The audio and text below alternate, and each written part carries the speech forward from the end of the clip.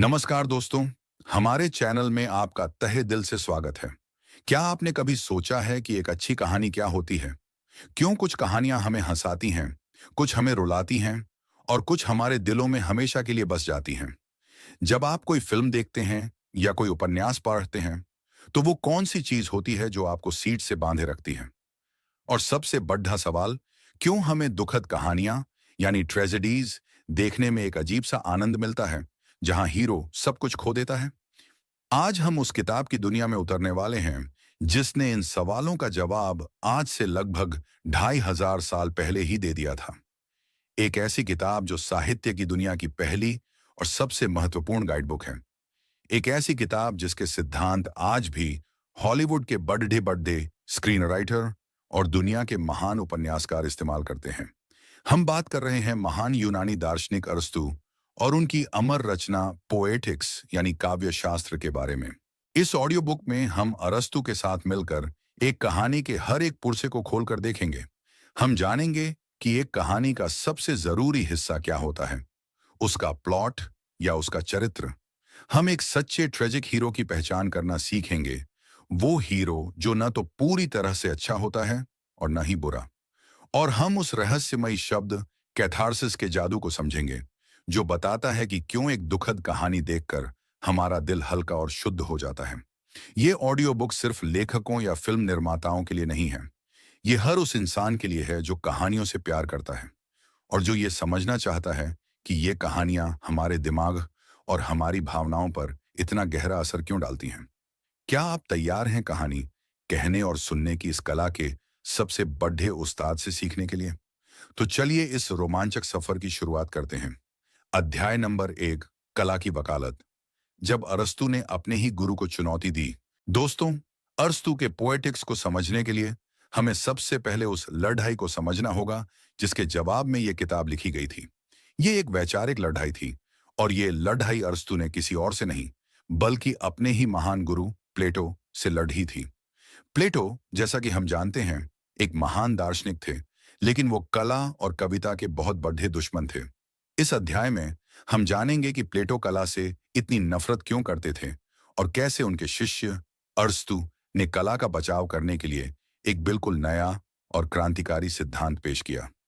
प्लेटो का मानना था कि ये दुनिया जिसे हम अपनी इंद्रियों से देखते हैं वो असली नहीं है।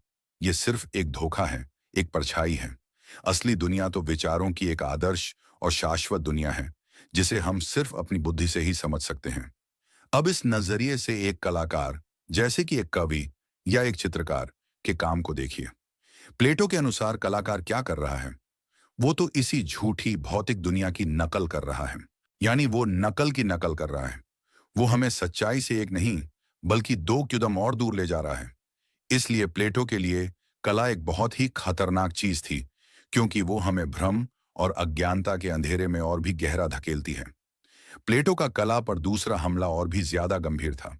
उनका मानना था कि कला, खासकर नाटक और कविता, हमारी आत्मा के सबसे निचले और सबसे अतार्किक हिस्से यानी हमारी भावनाओं को भड़काती है। जब हम एक दुखद नाटक देखकर रोते हैं या एक वीर कविता सुनकर जोश में आ जाते हैं, तो हम अपने तर्क और विवेक को खो देते हैं और अपनी भावनाओं के गुलाम बन जाते हैं। प्लेटो के लिए एक आदर्श इंसान और एक आदर्श समाज वही था जहां तर्क का शासन हो।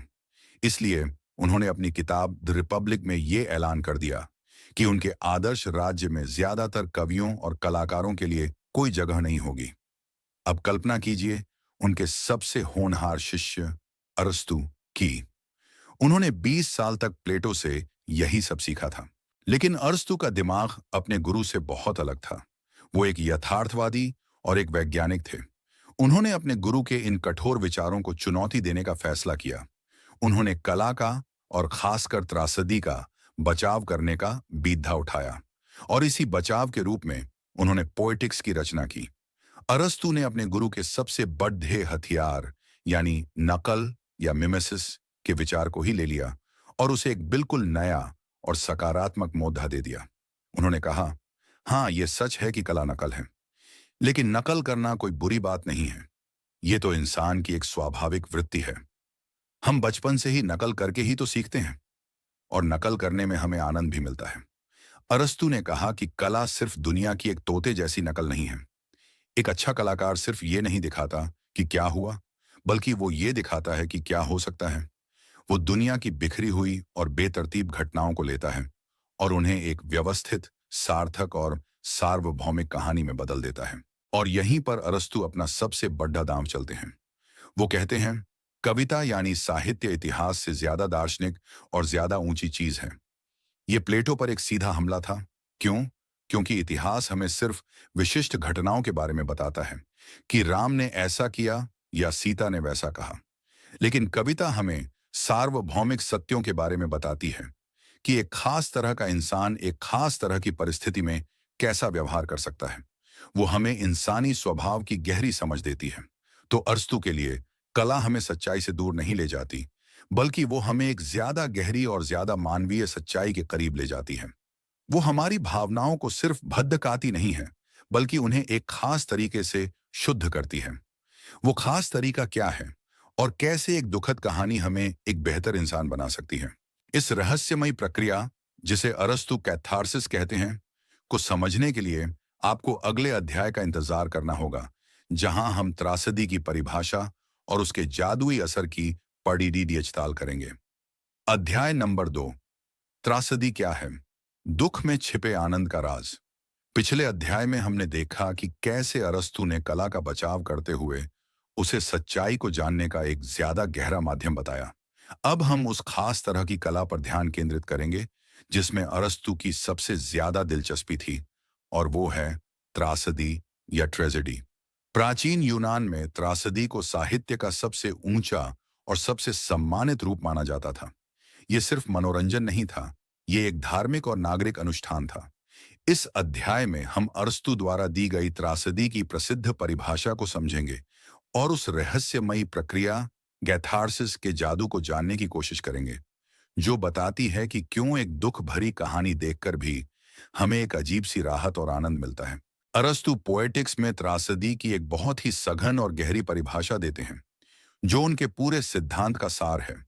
वो कहते हैं, त्रासदी किसी ऐसे कार्य की नकल है जो गंभीर, पूर्ण और एक खास आकार का हो। एक ऐसी भाषा में जो हर तरह के कलात्मक अलंकारों से सुसज्जित हो, कार्य के रूप में, न कि वर्णन के रूप में। दया और भय के माध्यम से इन भावनाओं का उचित विवेचन करती है। चलिए इस भारी भरकम परिभाषा को टुकड़ों में तोड़ दाच कर समझते हैं। पहली बात, त्रासदी किसी कार्य की नकल है। ये विचारों या भावनाओं की नहीं, बल्कि एक्शन की नकल है। ये इस बारे में है कि लोग क्या करते हैं और उनके कामों के क्या नतीजे होते हैं। दूसरी बात, ये कार्य गंभीर, पूर्ण और एक खास आकार का होना चाहिए। गंभीर का मतलब है कि ये किसी महत्वपूर्ण और ऊंचे विषय के बारे में होना चाहिए, न कि किसी छोटी मोटी हास्यप्रद घटना के बारे में। पूर्ण का मतलब है कि इसकी एक स्पष्ट शुरुआत, एक मध्य और एक अंत होना चाहिए। कहानी बीच में से शुरू या खत्म नहीं हो सकती। और एक खास आकार का मतलब है कि ये न तो इतनी छोटी हो कि उसका कोई असर ही ना हो, और न ही इतनी लंबी कि दर्शक उसे याद ही ना रख पाए। तीसरी बात, ये कार्य के रूप में प्रस्तुत की जाती है, वर्णन के रूप में नहीं। यानी ये एक नाटक है जिसे मंच पर अभिनीत किया जाता है, न कि एक उपन्यास जिसे सिर्फ पढ़ा या सुनाया जाता है। अरस्तु के लिए कहानी को अपनी आंखों के सामने घटित होते हुए देखना बहुत जरूरी था। और आखिरी और सबसे महत्वपूर्ण हिस्सा, त्रासदी का उद्देश्य क्या है? उसका उद्देश्य है दया और भय के माध्यम से इन भावनाओं का उचित विवेचन करना। और इसी प्रक्रिया को अरस्तु कैथार्सिस कहते हैं। ये कैथार्सिस क्या है? ये अरस्तु के सिद्धांत का सबसे प्रसिद्ध और सबसे ज्यादा बहस किया जाने वाला हिस्सा है। कैथार्सिस एक यूनानी शब्द है जिसका मतलब है शुद्धि, सफाई या विरेचन।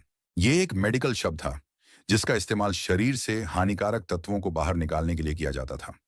अरस्तु इस शब्द का इस्तेमाल एक मनोवैज्ञानिक प्रक्रिया को समझाने के लिए करते हैं।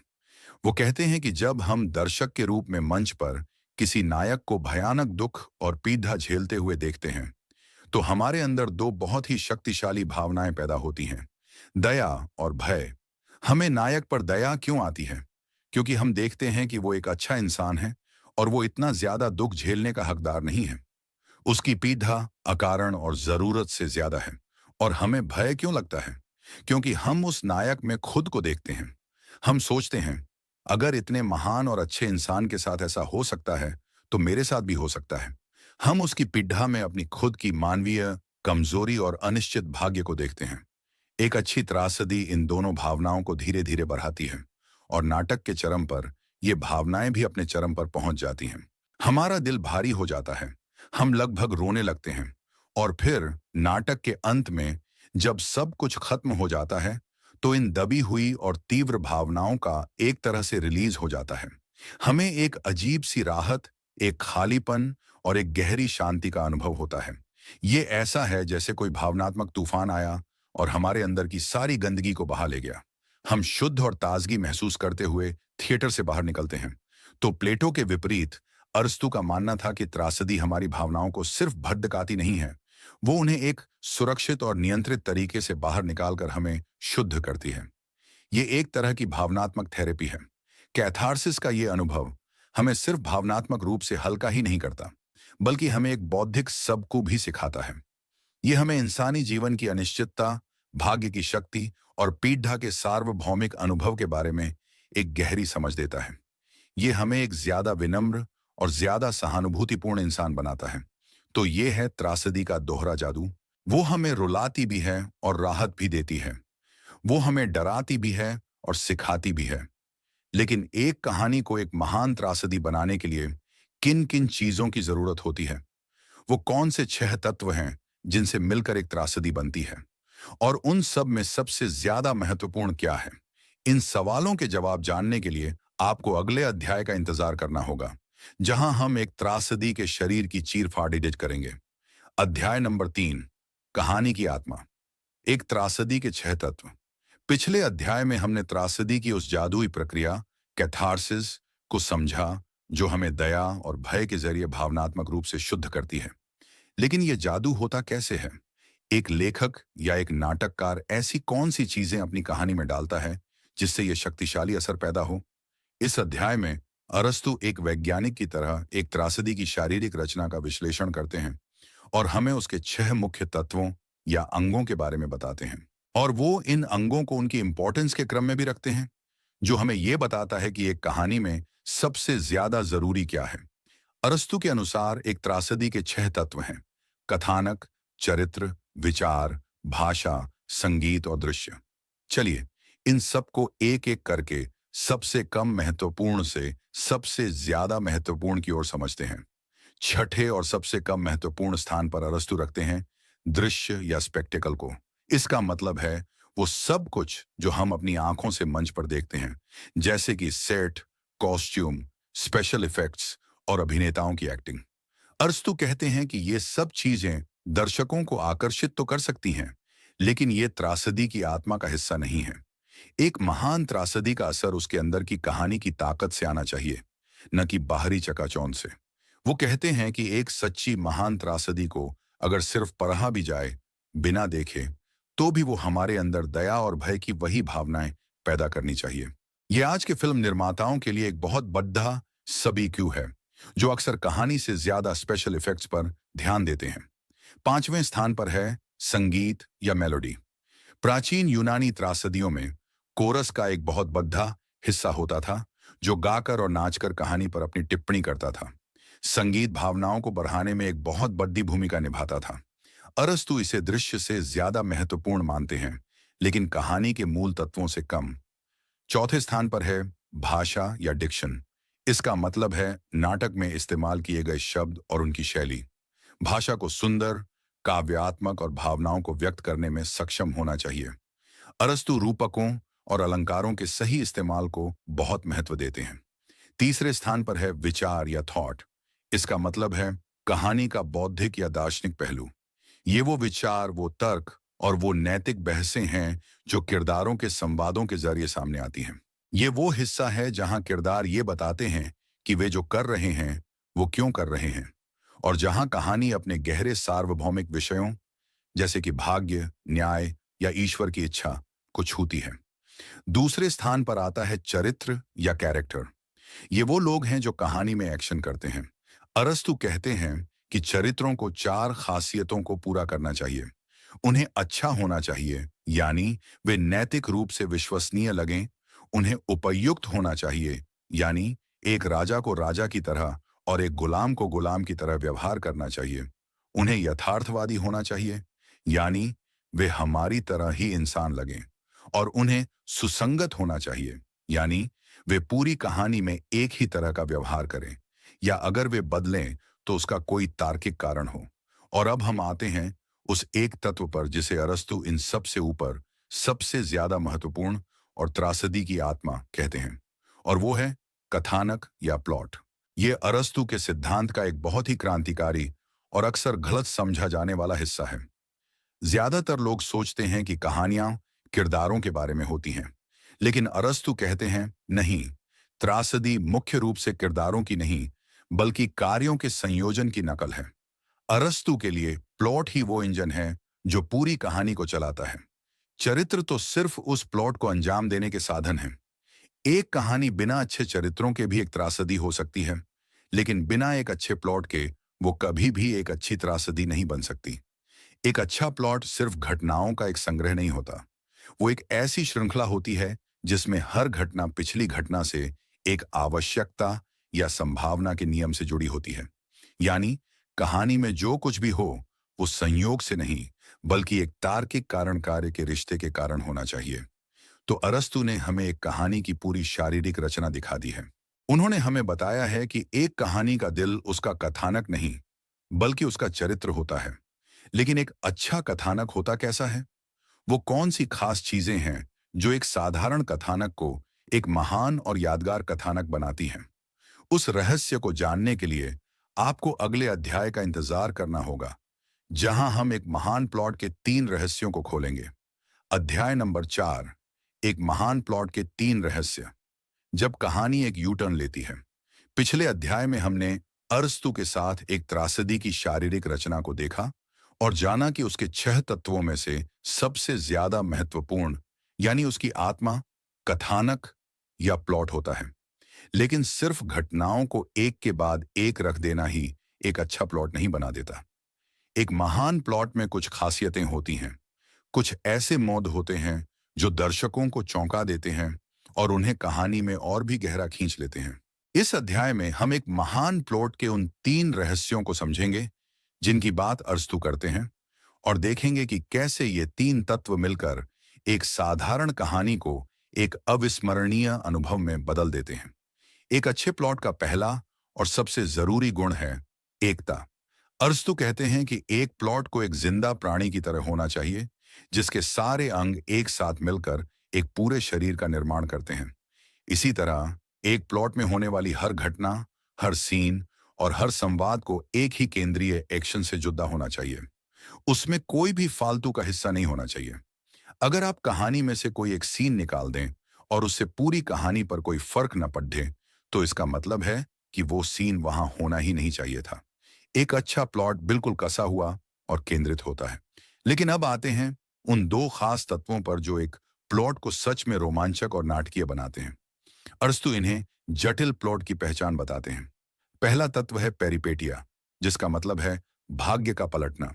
ये कहानी का वो क्षण होता है जब हीरो की किस्मत अचानक और अक्सर बिना किसी चेतावनी के एक 180 डिग्री घूम जाती है। जब चीजें अच्छी चल रही होती हैं और अचानक सब कुछ भयानक रूप से गलत हो जाता है। ये वो यू टर्न है जो कहानी को एक नई और अप्रत्याशित दिशा में मोड़ देता है। उदाहरण के लिए सोफोक्लिस के प्रसिद्ध नाटक ओडिपस रेक्स में ओडिपस एक बहुत ही बुद्धिमान और सम्मानित राजा है जो अपने शहर को एक भयानक महामारी से बचाने की कोशिश कर रहा है। उसे पता चलता है कि यह महामारी पिछले राजा के हत्यारे को न पकड़ने के कारण फैली है। वो पूरे जोश के साथ उस हत्यारे को खोजने की कसम खाता है। यहां तक सब कुछ ठीक चल रहा है, लेकिन जैसे जैसे वो अपनी जांच में आगे बढ़ता है, उसे जो सुराग मिलते हैं वे उसी की तरफ इशारा करने लगते हैं। और फिर वो भयानक क्षण आता है जब उसे पता चलता है कि वो खुद ही वो हत्यारा है। ये पेरिपेटिया है। एक ही पल में वो एक नायक से एक खलनायक, एक रक्षक से एक विनाशक और एक सम्मानित राजा से एक तिरस्कृत और शापित इंसान बन जाता है। दूसरा नाटकीय तत्व है एनाग्नोरोसिस, जिसका मतलब है पहचान या खोज। ये वो क्षण है जब कहानी का कोई किरदार अज्ञानता से ज्ञान की ओर बढ़ता है।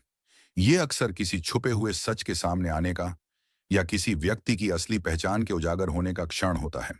ये सिर्फ एक तथ्य को जानना नहीं है, ये एक ऐसी सच्चाई को जानना है जो उस किरदार की पूरी दुनिया को हिलाकर रख देती है।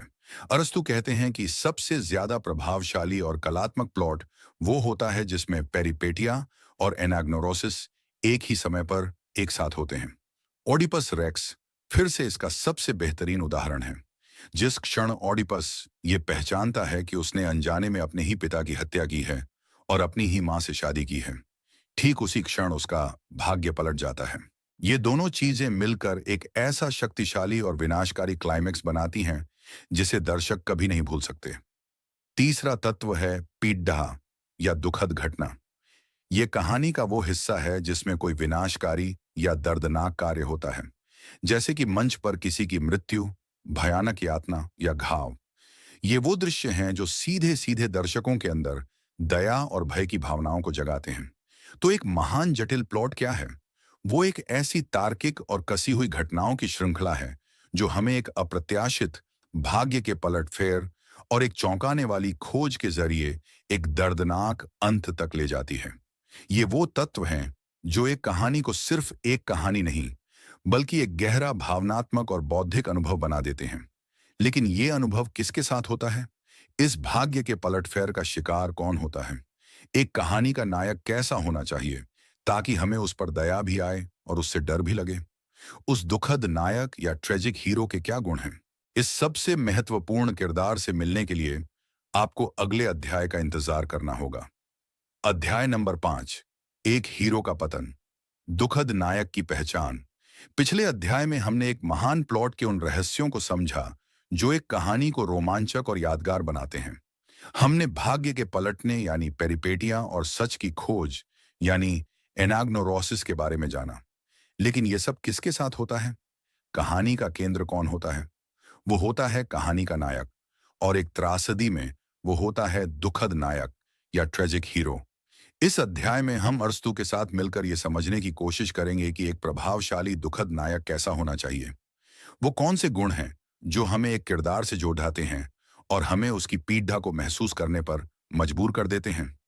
अरस्तु कहते हैं कि एक दुखद नायक का चरित्र बहुत ही सावधानी से गढ़ा जाना चाहिए ताकि वो दर्शकों के अंदर दया और भय की सही भावनाएं जगा सके।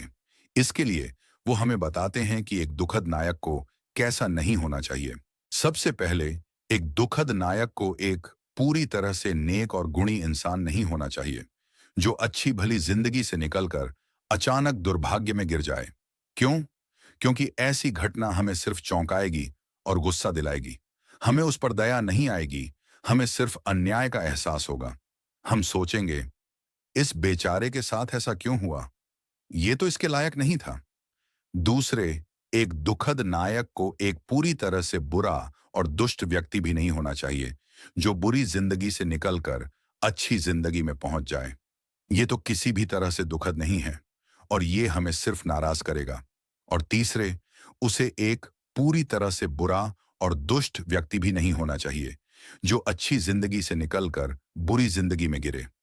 ऐसे किरदार के पतन पर हमें कोई दया नहीं आएगी। हम सोचेंगे, ये तो इसी के लायक था, इसे इसके कर्मों का फल मिला है। तो फिर एक आदर्श दुखद नायक कैसा होना चाहिए? अरस्तु कहते हैं कि वो इन दोनों पराकाष्ठाओं के बीच का एक व्यक्ति होना चाहिए। वो एक ऐसा इंसान होना चाहिए जो हमारी ही तरह हो, लेकिन हमसे थोड़ा बेहतर हो। वो एक अच्छा और मूल रूप से नेक इंसान होना चाहिए जिसका समाज में एक ऊंचा स्थान हो, जैसे कि एक राजा या एक महान योद्धा। वो कोई संत नहीं है, लेकिन वो कोई शैतान भी नहीं है। तो फिर उसका पतन क्यों होता है?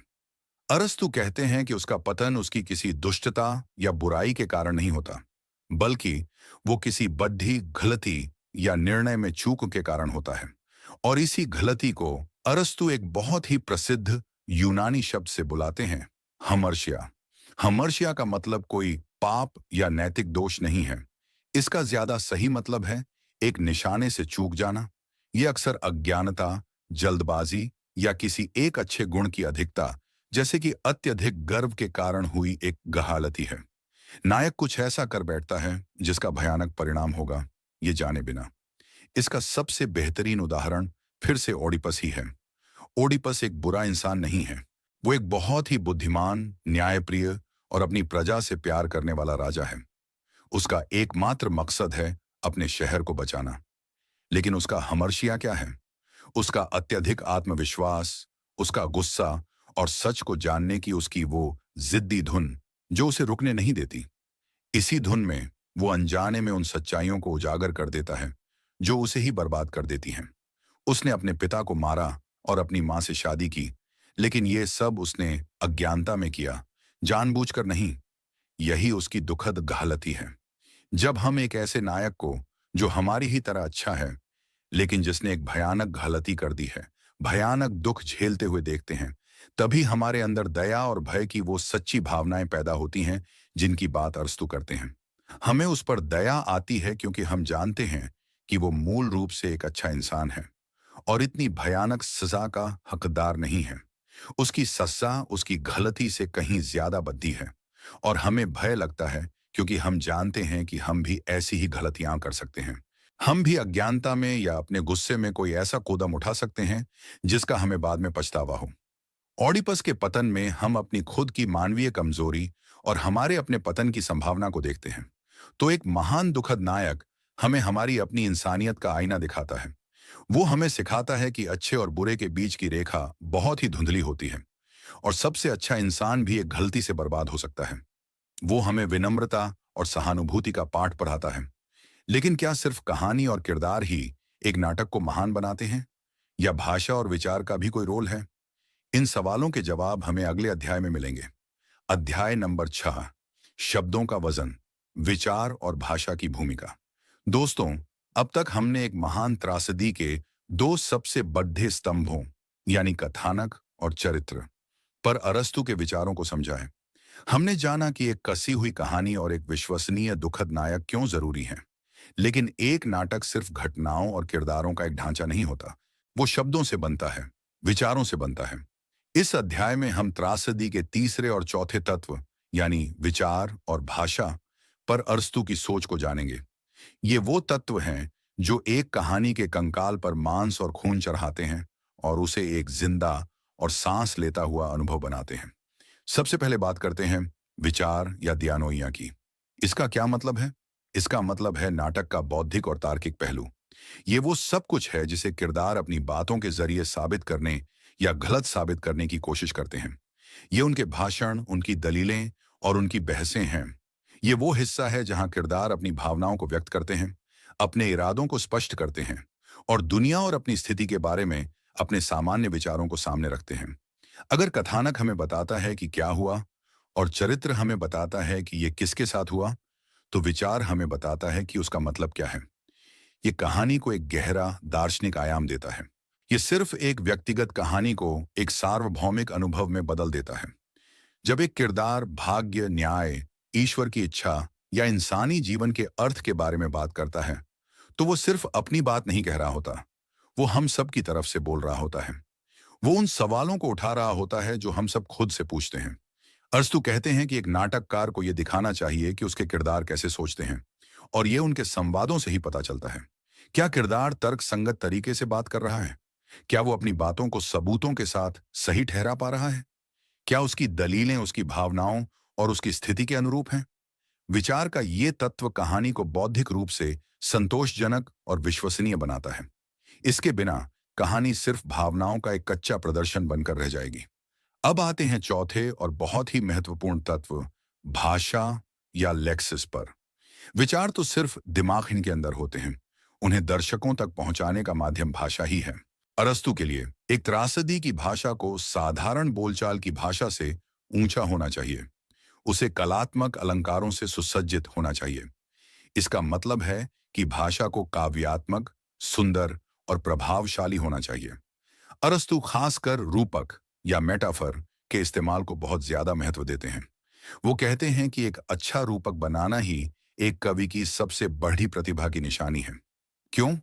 क्योंकि एक अच्छा रूपक दो बिल्कुल अलग अलग चीजों के बीच एक छिपी हुई समानता को खोज लेता है। ये हमें दुनिया को एक नई और ताजी नजर से देखना सिखाता है।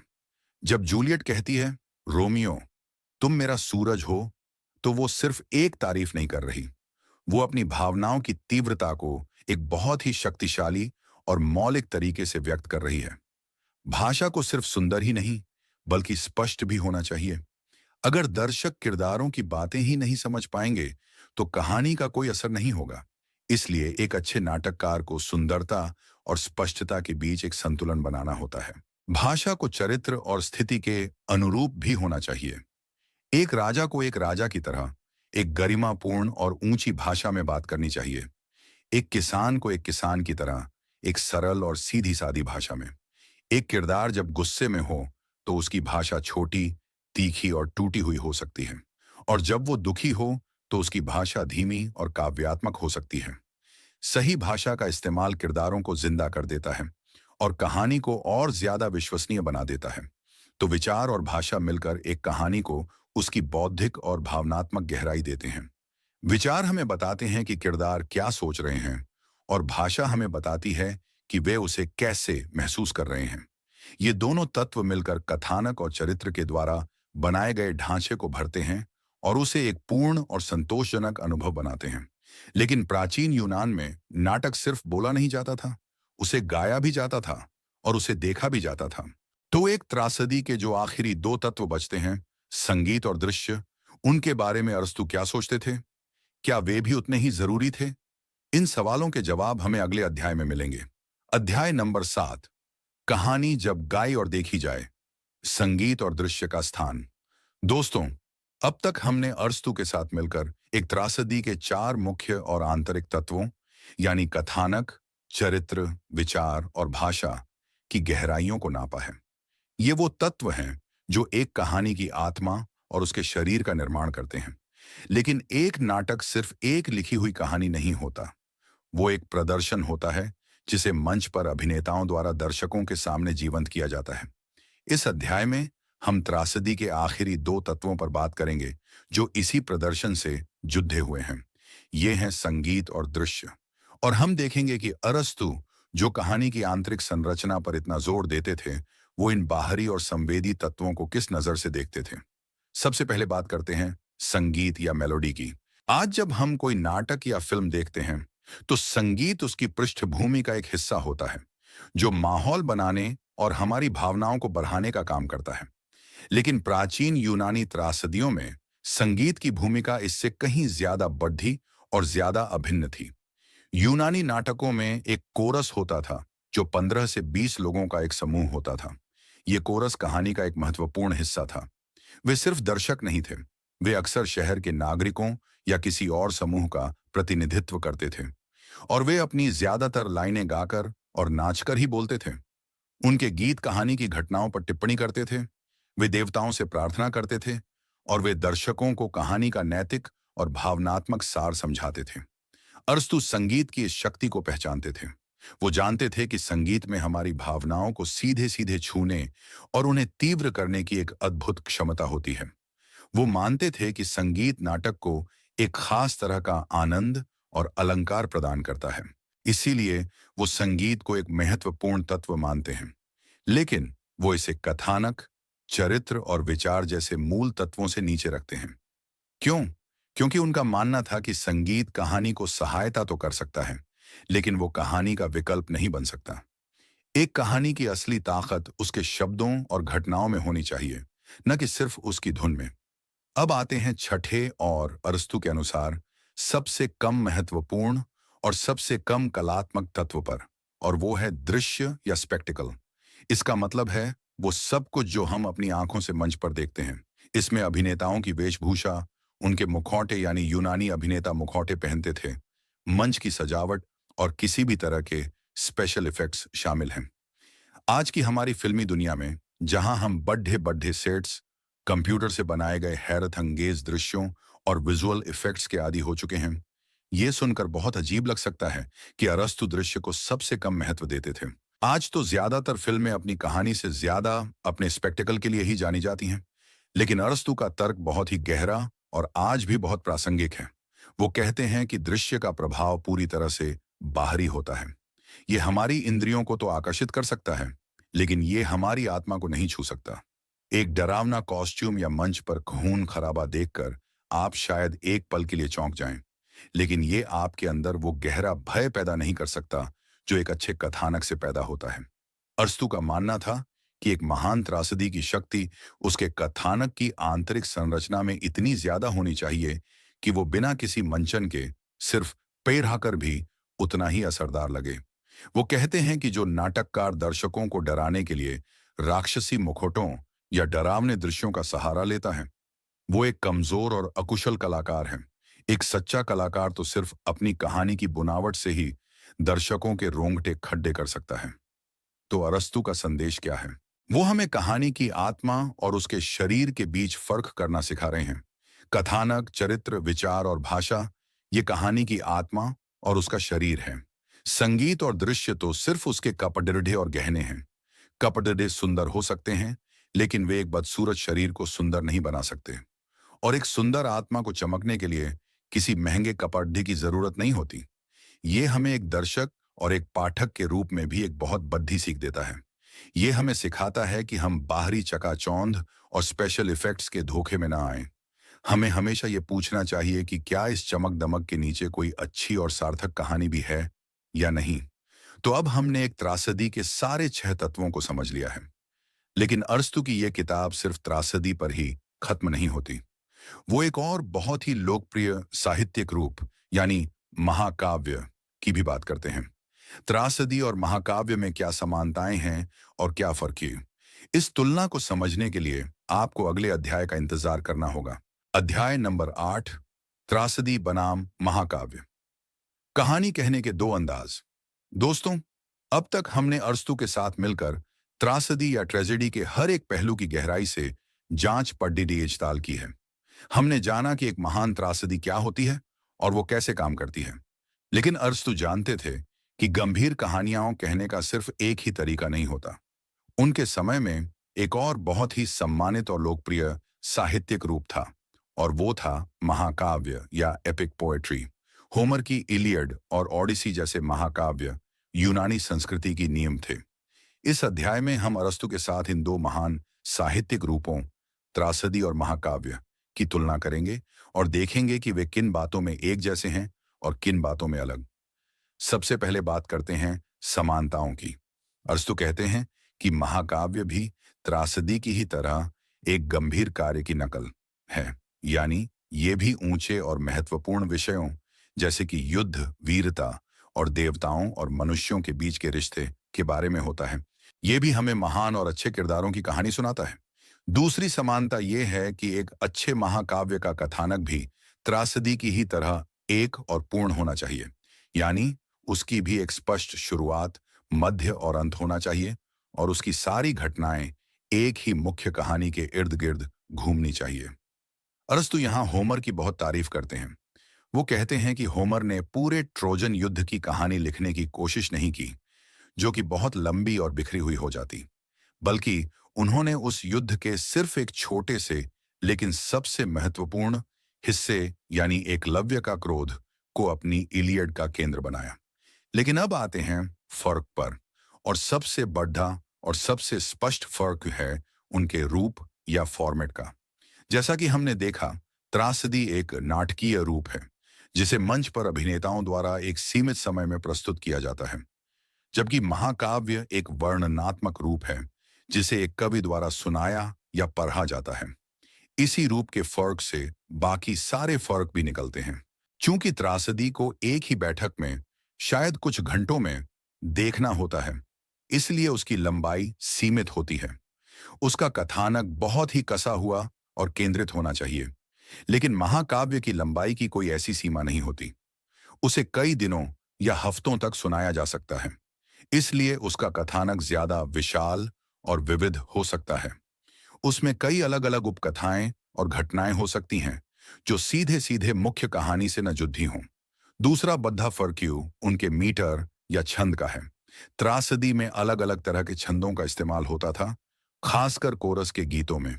लेकिन महाकाव्य में सिर्फ एक ही तरह का लंबा और वर्णनात्मक छंद इस्तेमाल होता था। तीसरा फर्क अद्भुत या आश्चर्यजनक के इस्तेमाल को लेकर है। अरस्तु कहते हैं कि चूंकि त्रासदी हमारी आंखों के सामने घटित होती है, इसलिए उसमें अतार्किक या अविश्वसनीय घटनाओं को दिखाना मुश्किल होता है। अगर मंच पर कोई भगवान अचानक प्रकट हो जाए तो वो बनावटी लग सकता है। लेकिन महाकाव्य में चूंकि कवि सिर्फ कहानी सुना रहा है, इसलिए वो अतार्किक और अद्भुत घटनाओं को ज्यादा आसानी से शामिल कर सकता है और वे ज्यादा विश्वसनीय लगती हैं। हम सुनकर किसी भी चीज की कल्पना कर सकते हैं। तो ये हैं कुछ मुख्य फर्क। लेकिन अब सबसे बड़ा सवाल आता है, इन दोनों में से श्रेष्ठ कौन है? कौन सा साहित्यिक रूप ज्यादा बेहतर और ज्यादा कलात्मक है? उस समय के कई आलोचक महाकाव्य को ज्यादा श्रेष्ठ मानते थे, क्योंकि वो ज्यादा विशाल था और उसे समझने के लिए ज्यादा परिष्कृत दर्शकों की जरूरत पड़ती थी। लेकिन अरस्तु हमेशा की तरह एक बिल्कुल अलग और अप्रत्याशित फैसला सुनाते हैं। वो कहते हैं कि त्रासदी महाकाव्य से एक श्रेष्ठ कला का रूप है। क्यों? उनका तर्क बहुत ही सीधा और शक्तिशाली है। वो कहते हैं कि त्रासदी में वो सारी खूबियां होती हैं जो एक महाकाव्य में होती हैं, जैसे कि एक गंभीर कथानक और महान चरित्र। लेकिन उसके पास कुछ ऐसी चीजें भी हैं जो महाकाव्य के पास नहीं हैं। वो हैं संगीत और दृश्य। और सबसे बड़ी बात, त्रासदी अपने उद्देश्य को ज्यादा केंद्रित और ज्यादा प्रभावी तरीके से पूरा करती है। वो कम समय में और कम शब्दों में ज्यादा गहरा असर पैदा करती है। उसका कैथार्सिस का प्रभाव महाकाव्य के बिखरे हुए प्रभाव से कहीं ज्यादा तीव्र होता है। इसलिए अरस्तु के लिए त्रासदी ही साहित्यिक कला का शिखर थी। लेकिन अरस्तु की यह किताब सिर्फ त्रासदी और महाकाव्य पर ही खत्म नहीं होती। वो एक और बहुत ही महत्वपूर्ण सवाल उठाते हैं। एक कलाकार की जिम्मेदारी क्या है? क्या उसे सिर्फ वही दिखाना चाहिए जो सच है, या वो अपनी कल्पना का भी इस्तेमाल कर सकता है? इस सवाल का जवाब हमें अगले अध्याय में मिलेगा। अध्याय नंबर 9, कवि का सच और इतिहासकार का सच, जब कल्पना हकीकत से बद्धी हो जाए।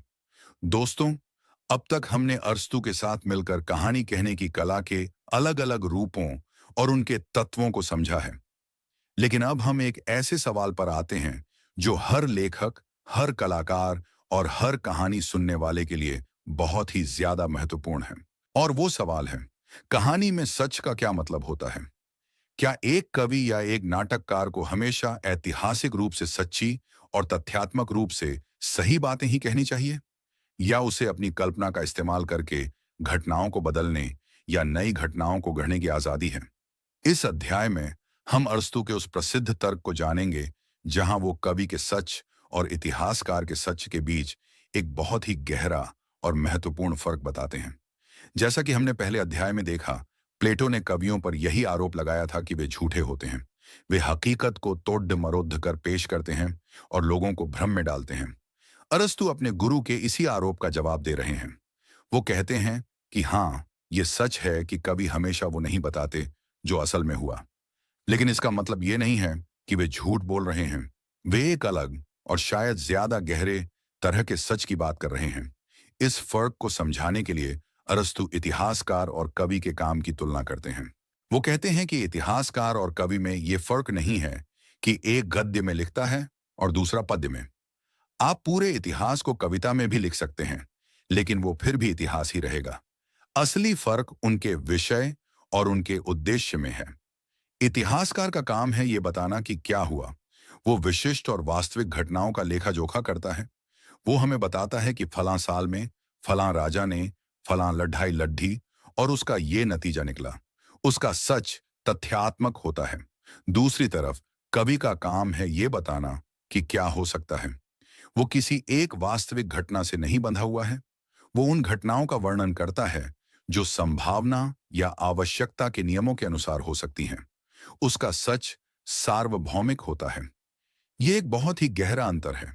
इतिहास हमें बताता है कि राम नाम के एक खास व्यक्ति ने क्या किया, लेकिन कविता हमें ये बताती है कि राम जैसा कोई भी व्यक्ति एक खास तरह की परिस्थिति में क्या कर सकता है और उसे क्या करना चाहिए। इतिहास हमें विशेष के बारे में बताता है, जबकि कविता हमें सामान्य या सार्वभौमिक के बारे में बताती है।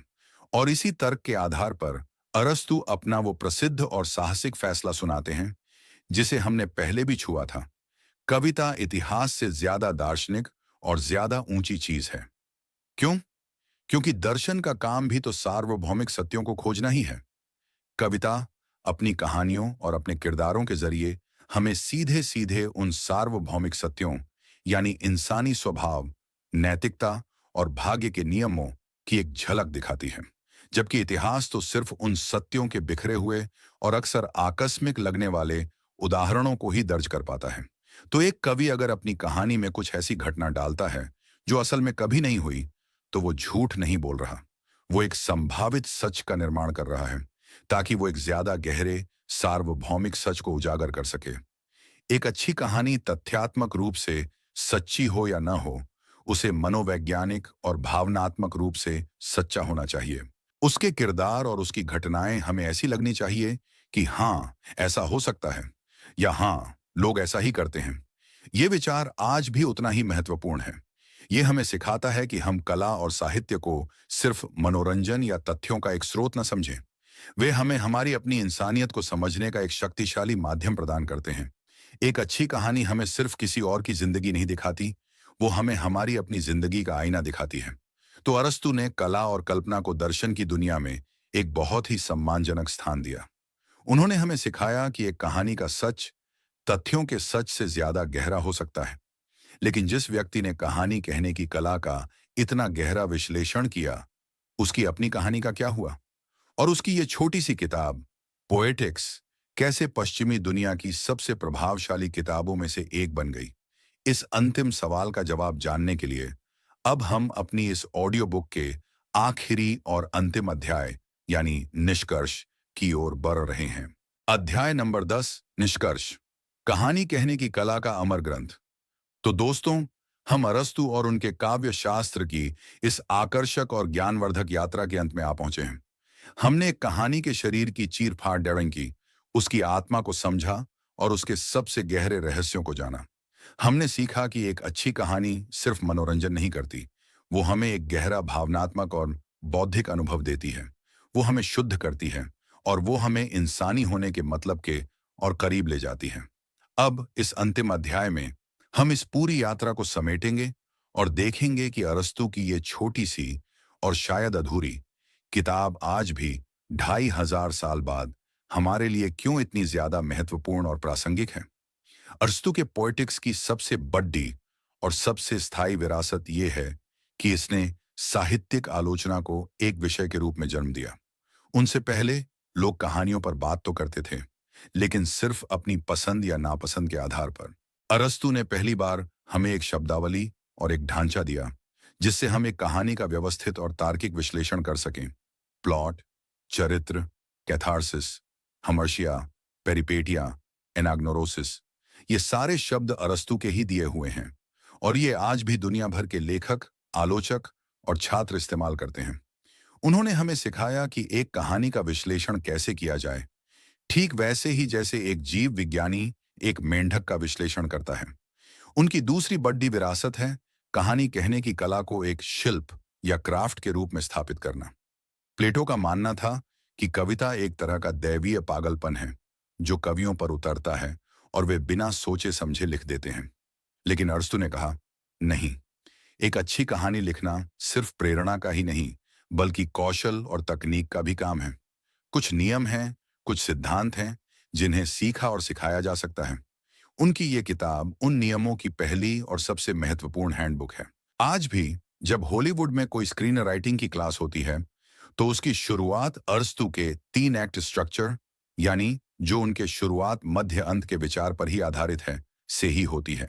तीसरी और शायद सबसे गहरी विरासत है कला और साहित्य को मानवीय अनुभव के केंद्र में एक सम्मानजनक स्थान देना।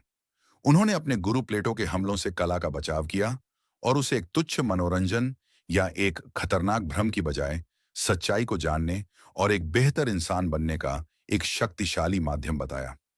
उन्होंने हमें सिखाया कि कहानियां सिर्फ बच्चों के लिए नहीं होती, वे हमारे समाज और हमारी सभ्यता के लिए उतनी ही जरूरी हैं जितना कि कानून या विज्ञान। वे हमें सहानुभूति सिखाती हैं, वे हमें दूसरे नजरियों को समझना सिखाती हैं और वे हमें उन सार्वभौमिक अनुभवों से जोड़ती हैं जो हम सबको एक इंसान बनाते हैं। पोएटिक्स की एक और दिलचस्प विरासत है उसका अधूरापन। जैसा कि हम आज जानते हैं, हमारे पास जो पोएटिक्स का टेक्स्ट है वो शायद सिर्फ अरस्तू के लेक्चर के नोट्स का एक हिस्सा है।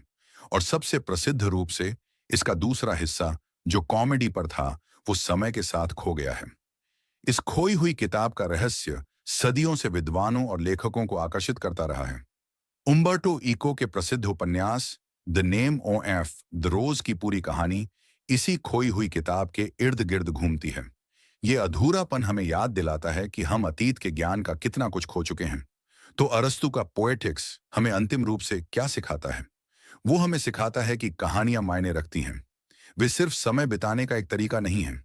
वे वो तरीका है जिससे हम खुद को और अपनी दुनिया को समझते हैं।